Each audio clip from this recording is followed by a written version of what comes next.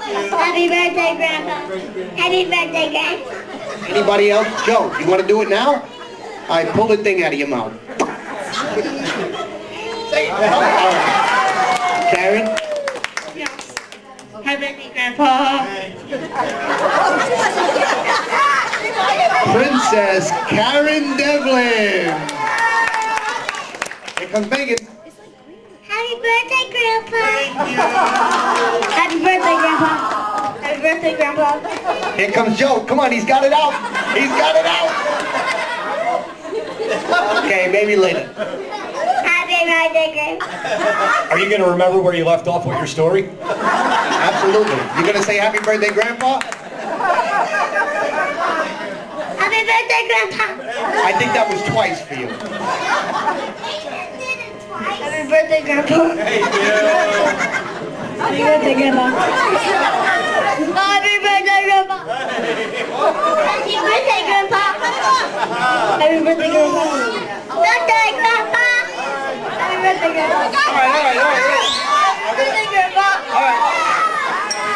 I'm going to make this very easy. I want all of you kids to come up here. Everybody come on up. Cole, come on. Oh, no. On the count of 3. 1, 2, 3.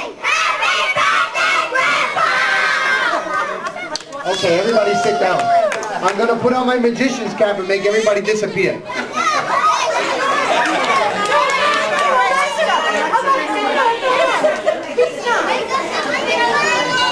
What, Dad? You're not going to disappear. I'm not a magician. I'm an electrician. Uncle Tom, they're gonna not disappear. No, they are not going to disappear. I'm going to remember the story right now. So the whole block came out to watch us pack up the car. And Grandpa, for all of you who he is his grandpa, who he is your him. All right. So we pack up the car, and then Grandpa would wrap everything up in this canvas tarp, and then off we'd go.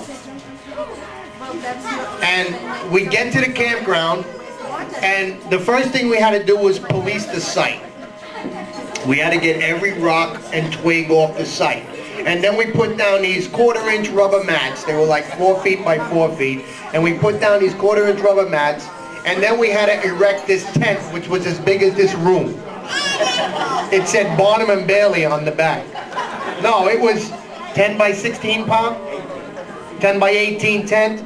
It had 3 rooms. The boys at one end, the girls at the other, and Mom and Dad and whoever was the baby at the time slept in the middle. And you couldn't touch the side of the tent when it was raining out because it would leak. For those of you that don't know that canvas leaks, trust me, it does when you touch it, because I got punished for 2 weeks once. He tied me to a tree and told me to stay there. Stay here? Where am I going? You got me tied to a tree. No, Robert never slept in a tent. He was new age. Rob got the pop-up trailer. I'm not even going to go into Robert because he's Robert. Yeah, everybody knows. Everybody is 2 years apart except for Janice and Diane. I don't know what happened there. Maybe there was a blink in the TV or something. But Robert's 4 years younger than Michael, so he was special. Robert was the Fonz. We all had to take care of Robert, you know. I mean, my mother was pregnant at Maureen's wedding. Her second oldest daughter. What, Ma? 5 months. 5 months, 9 months, you were pregnant. He was the 11th one. You couldn't stop at 10. You figured she'd stop at 10, right? Now I'm roasting my mother. I used to beat kids up for this. That's all you had to say in Brooklyn was your mother. Nothing else after that, just your mother. I think I picked Robert up by his neck once because he mouthed off to my mother. But anyway, we're not even going to get into that. You figured she'd stop after 10. 10 kids, Michael, 10 pounds, 10 ounces, first C-section. Just stop. Just stop right now. Let's just have Robert. Let's have Robert. Okay, we'll have Robert. The Fonz.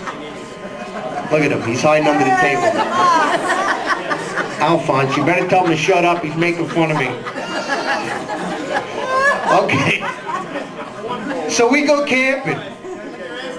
And I find myself doing something that my father always did.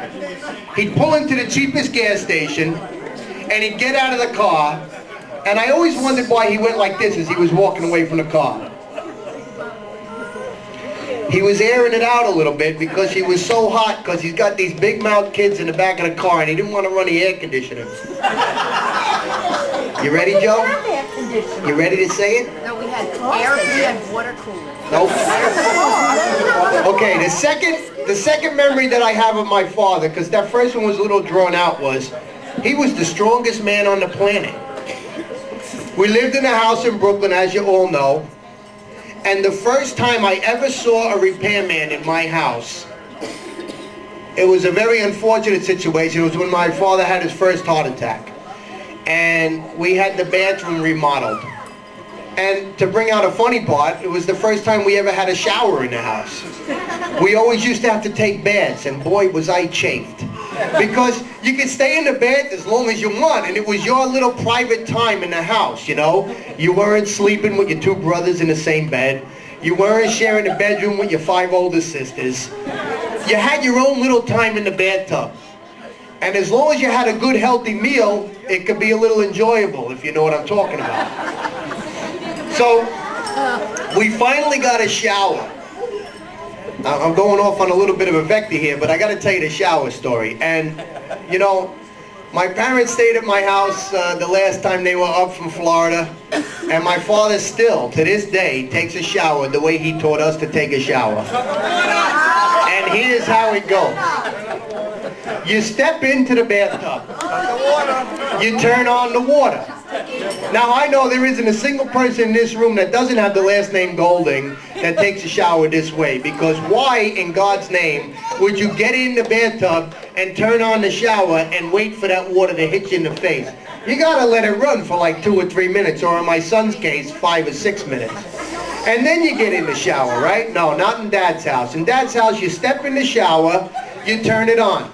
You get yourself wet, you shut it off.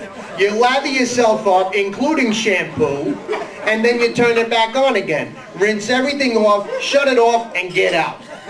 And that's the shower. And you had about 1.5 minutes to 2 minutes to do this. And if you didn't, you had company. And that was before we paid for water. Yeah, well, Dad always told us that he was paying for the water. And I said, it's New York City, the water's free.